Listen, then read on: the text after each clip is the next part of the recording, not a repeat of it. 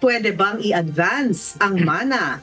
Makuha na kahit hindi pa namamatay ang may-ari.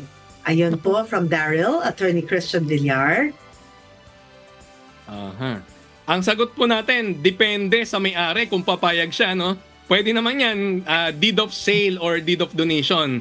Pwede kung lupa, kotse, bahay, condo, or anything na material yung value, no? Yung may kaukulang papeles. Kung pera o alahas, pwede ring iabot na lang. So ang general rule naman, pwede, no? Considered as gift yan. Or kung binili mo, sale yon. For example po, bigyan natin example, no? Kunyari, lumaki po tayo sa farm. Sana all, no? Lumaki tayo sa farm.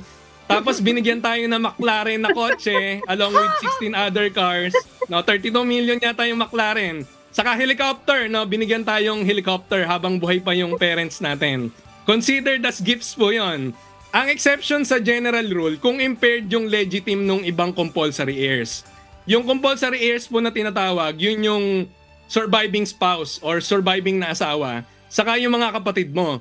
So, para ma-imagine nyo, bigyan natin ng, halimbawa, may namatay po si Juan de la Cruz. Ang value ng property niya, 120 pesos. Kung may 3 siyang anak at may isa siyang asawa, yung kalahati po nun, yun yung compulsory share ng 3 anak niya, no? So, halimbawa, X yung value ng isang anak,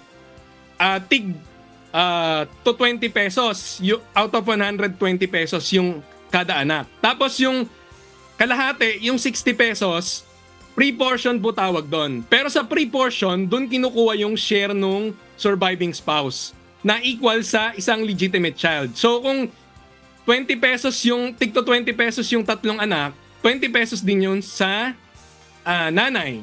So 80 pesos yung compulsory share, yung 40 pesos pre-portion. So halimbawa, kung nag-donate ng 50 pesos, lumampas na dun sa net pre-portion na 40 pesos lang, pwedeng questionin ng mga compulsory heirs, no? Ganun po yung mangyari.